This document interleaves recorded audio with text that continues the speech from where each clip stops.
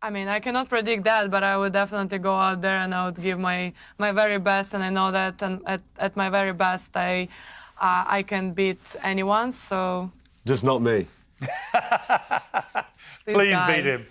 What is going on, everyone? Welcome back to the channel. Genuinely so glad you are here for this one because this might be one of the most entertaining conversations I have seen in a long time.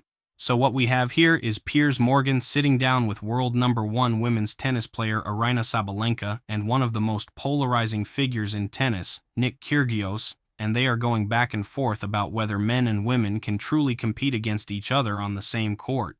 But what starts as sports talk very quickly turns into something way more revealing about how these two actually see each other, and honestly, Aryna holds her own in a way that I do not think anyone saw coming.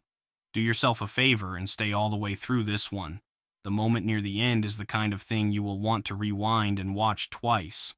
Also, before we jump in, drop a comment and let me know where in the world you are watching from right now. I genuinely love seeing where this community is spread across the globe, so do not be shy.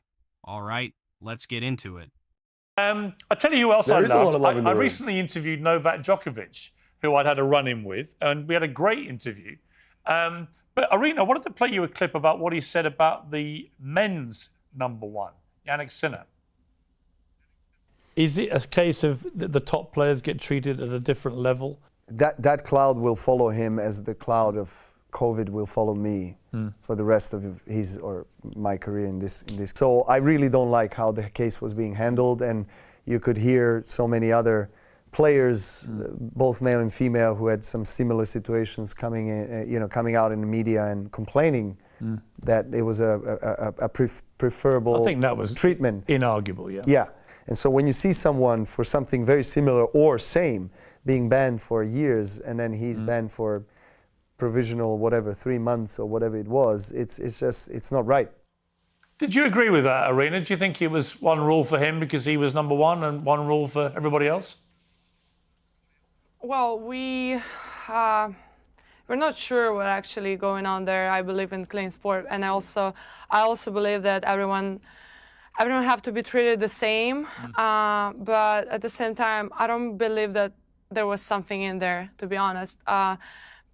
I'm really trying to be careful with everything and overprotecting myself after a couple of cases because, you can eat something in the restaurant and then you test positive. And maybe that was, for example, like, I don't know, I know just a little bit about Jannik case, but just as an example, you can test positive, then you're gonna go there and prove that it was just whatever food in the restaurant, for example, if let's talk about the food, and then that's it. That's gonna follow you till the end of your career. Even well, I think Novak's point, you're kind of like innocent. Yeah, I mean, Novak's point, I think, was not that he felt he'd done something. Like everyone to be treated the same, yeah, right? That was the point. Is that he felt that if case, it was any other player, yeah, I agree that everyone have to be.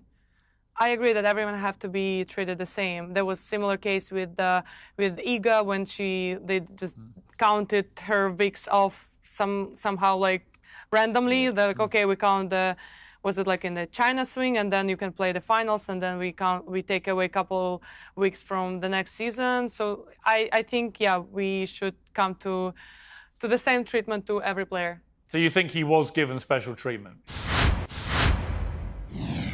I don't really think so, but I feel like we need to dig a bit deeper in the case to make these comments. I just believe that. Well, let me make it simpler. Do you think if he'd been number 600 in the world, do you think he'd have got a 3-month ban?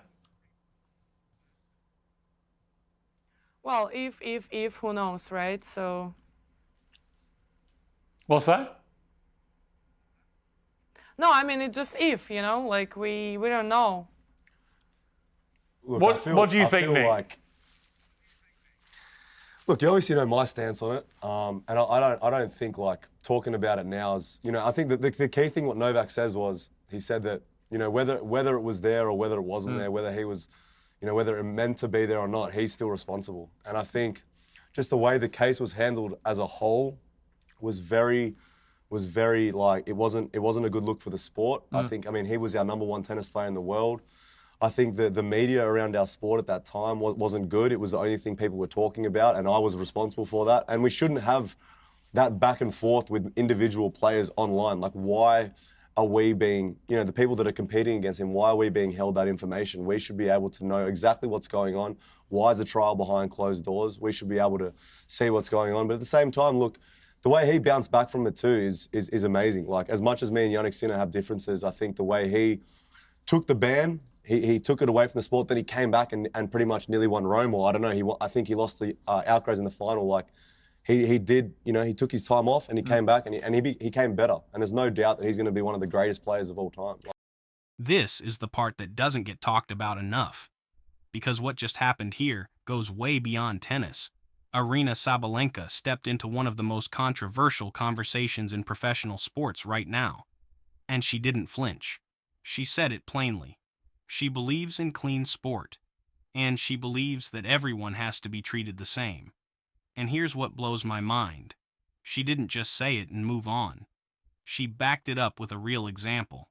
She pointed out that there was a similar case involving another female player, and the way that was handled was completely different. Points were shuffled around between seasons to soften the impact. No massive headlines, no outrage cycle, just quiet math behind closed doors. Now compare that to how the men's situation played out publicly. Piers asked the most honest question of the entire segment. If this player had been ranked number 600 instead of number 1, would the outcome have been the same? Nobody could answer that cleanly. Not Aryna, not Nick Kyrgios. And that silence, that tells you everything you need to know. Here's what people don't realize. In professional sports history, the way discipline gets applied has almost never been perfectly equal across rankings. This isn't new.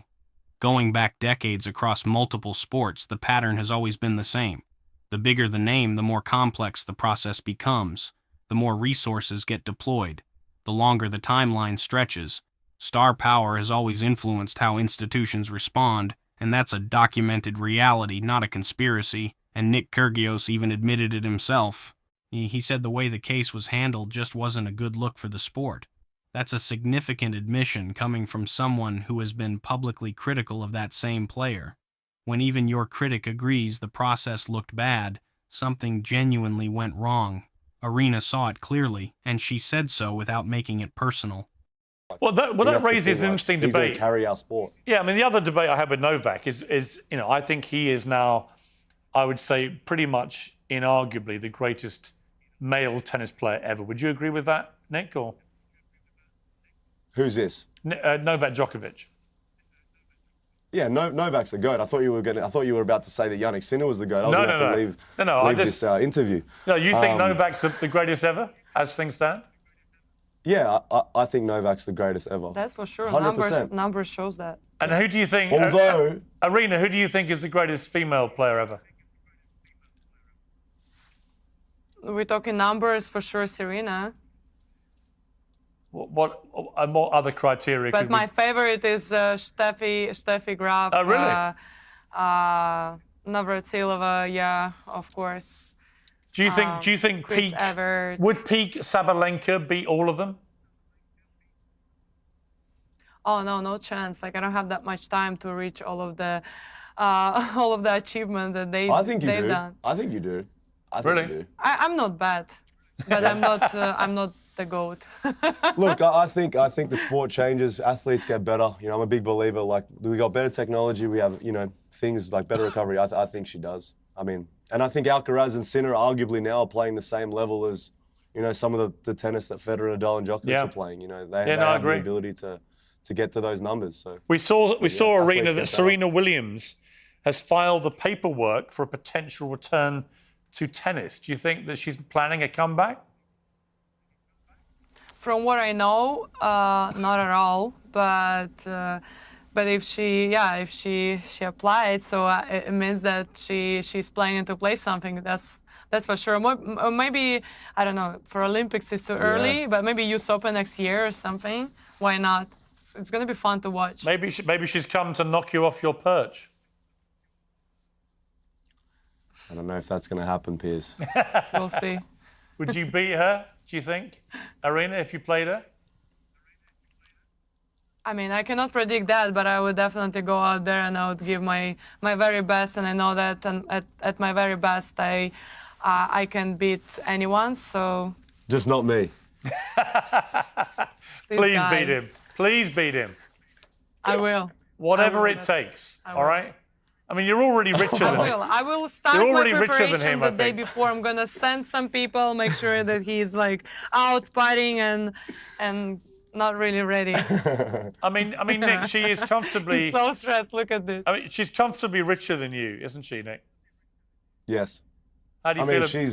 How do you feel about she's that? amazing. Yeah, I mean, she's richer. She'd be richer than most. But at the same time, you know, look, that's not something that you know, I've been through some dark times in my tennis career. So everything now is an absolute bonus for me, regardless of the money. And you know, I've seen what her superpowers are on the court. But you know, as I mean, I didn't want to bring it up, but you know, there's a kid here who has, you know, stage 4 cancer that's hanging around with me all day, and I see how his eyes lit up when he saw me, and then when he saw Sabalenka. And I think, you know, that's the best thing that we have. We're heroes to these kids, and we can make such an impact. So, okay, so now we shift gears entirely. And honestly, this section is where Aryna Sabalenka shows you who she really is. Not just as a tennis player, as a person. When Piers asked her who the greatest female player of all time was, she gave the most refreshing answer in the whole interview. Numbers-wise, Serena Williams. But her personal favorite? Steffi Graf. And that distinction matters, because she's not just chasing a stat line. She understands the history. She respects what came before her. And then immediately she says she's nowhere near the GOAT conversation herself. You have to understand how rare that is. We live in an era where confidence and ego get confused constantly. Aryna is the current world #1. She could have played into that. She didn't. She stayed completely grounded. And Nick Kyrgios actually makes a genuinely good point here. Sports evolve. Athletes improve with every generation because of technology, recovery science, and data analysis. Comparing across eras is never perfectly clean. That's historically accurate. Athletic performance records have shifted dramatically over the last 50 years across almost every major sport. So peak Aryna in 2025 operating with modern training is a genuinely different proposition than any era before her. But then comes the line that stopped me cold. Piers asked if Aryna could beat Serena Williams if they played today. And she said, at her very best, she can beat anyone. No long qualifier, no false modesty, just that. And then Piers drops it casually. She's comfortably richer than Nick Kyrgios. And Nick just confirms it. The world's #1 female tennis player. Out-earning one of the most famous male tennis personalities alive. Nobody made a big speech about it. Nobody needed to. The fact just sat there in the room. I don't think I'm ever going to catch her on the prize money stand front. I'm not going to sit here and say that. But well, not given that Aryna apparently you earned $30 million in 2025. Is that right? I don't know. I need to check my bank account right now. That's a pretty good number. So what if you just slide me a little couple mil? I'll let you win in Dubai. Wow, man. All right, final Drop the question. number. Final question. As we head towards the new battle of the sexes, give me a score prediction, please. Nick Kyrgios, you go first. I'm going to say a tight 2-set battle. And what are the scores? A tight 2-set battle. And what are the scores? Maybe, I think the first set, I'm going to be nervous. I'm going to be, you know, a little 7-5, 7-6. Mm-hmm. And then the second set, I think that the tension will just relieve off my shoulders, and then the crowd will start, you know, coming to my side, and then it'll be easy coasting in the second set. The whole stadium going to be cheering for me. Well, they are, yeah. Sure. So just to be clear, 7-5 and what? 6-love or? No, 7-5, 6-3. Okay, Aryna, your prediction. Well, I'll be nice to him, so I'll win the first set 7-6, and then he's gonna get tighter. Tighter? Yeah, of course, and then I'm gonna get him 6-3. I need to win the first set, that's for sure. 7-6, 6-3. Well, I can tell you. You know, he's just gonna start thinking that he's about to lose to a woman, and then there's guys from ATP putting so much pressure on him. Aryna, let me tell you, he's gonna crack under the pressure. You need to keep saying to him, keep whispering in his ear when you do the little sit down. Just keep whispering. Everybody wants you to lose. Look at this crowd.